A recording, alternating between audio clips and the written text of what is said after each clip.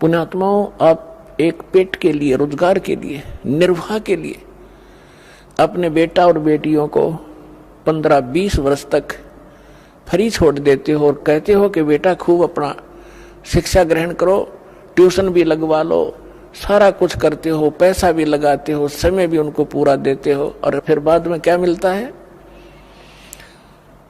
10% students को 20% मुश्किल से कोई नौकरी रोजगार प्राप्त होता है ना, बाकी वही काम करते जो हम डेली कर रहे होते हैं, पहले कर रहे होते थे।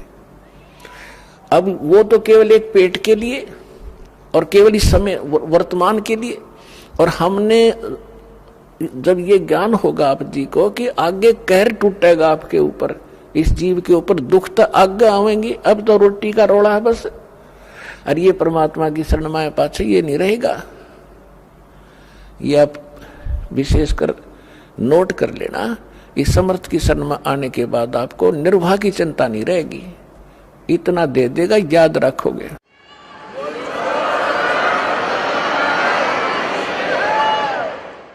इसके विषय में बताते हैं परमात्मा के समर्थ का शरणा गहो रंग होरी हो, भाई कदे न हो एकाज राम रंग होरी हो।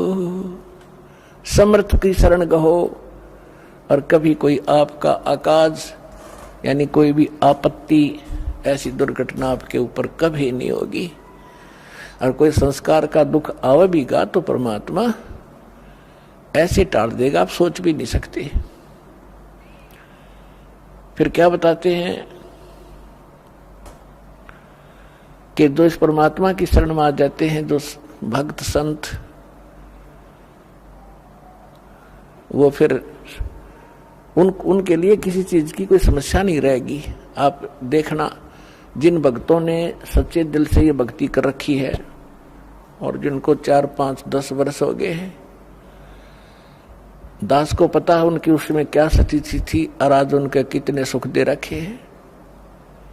तो इसलिए इस परमात्मा की शरण में आने के बाद आपके भाग में ना होगा वो भी सुख देगा। ये समर्थ है। सतगुरु हाथ लेखनी सब बहिया, इस परमेश्वर के हाथ में कलम है और बही माने आपके मस्तक में लिखने वाला जो कागज है वो भी इसी के पास है, ये जो चाहे लिख देगा। तो इसलिए दास ये प्रार्थना करना चाह रहा था कि आपने इस आध्यात्मिक यूनिवर्सिटी में ज्यादा अटेंडेंस करनी चाहिए और यहाँ से सीडी वगैरह ले जाके घर अपना बच्चों को दिखावे, रिश्तेदारों को सुनावे और आप भी घनी अच्छी तरह सुने, तो फिर आपको यहाँ का भी सुख मिलेगा, संसारिक सुख आपको इतने देगा, आपने हाथ जोड़ना पड़ेगा भगवान का आगे, क्योंकि आपको ज्ञान हो जाएगा इस माया का करेंगे कि ये तो हमें डुबो दी गया लास्ट में। इस दास के साथ ये घटा हुआ सा कुछ, तब दास कॉन्फिडेंस से आपसे कह रहा है। तो पुणात्मा इतनी माया प्रारंभ कर दी थी दाता ने देनी, हाथ जोड़ दिया, रोया बैठ के। अगर दाता आप तो कह रहे तो दुश्मन है और ये फिर देने लग गए आप, तो बाद में इस नौकरी को त्यागना पड़ा परमात्मा के प्रचार के लिए। तो कहने का भाव ये है कि जिस वस्तु के लिए आप भटक रहे हो, एक रोजगार, रोटी और छोटे मोटे दुख आप पर आए हुए हैं, ये तो छू मंत्र कर देगा आपके, पर करेगा जब जब आपकी सीधी नीयत हो जाएगी। अब तो आपको आदत पड़ रही है, कहीं चले झाड़ा लवाया वहां, बस दुख हो रहा है, महाराज जी कुछ बता दे, हम उसका कर दर्जा, वो अपना राजी, हम अपना राजी। दास ऐसा नहीं चाहता और ना ऐसा करेगा। आपको सुख देंगे लेकिन आपकी यहाँ अटेंडेंस लगवाएंगे ताकि आपको ज्ञान से परिपूर्ण करें, ताकि फिर आपके तो एक सुख हो गया, मान लिया आप चले गए, अगर 20 और होंगे आपके ऊपर, अगर यहाँ से टल गए तो।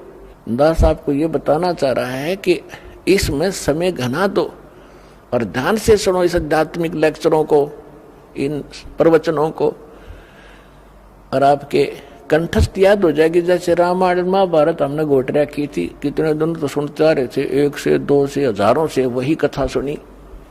तो अब ये सत्य कथा सुनोगे, ये बच्चे बच्चे तक पहुंच जाएगी और फिर एक रस हो जाएंगे, कोई डगमग करणिया नहीं रहेगा, बीच में अटपट करनिया।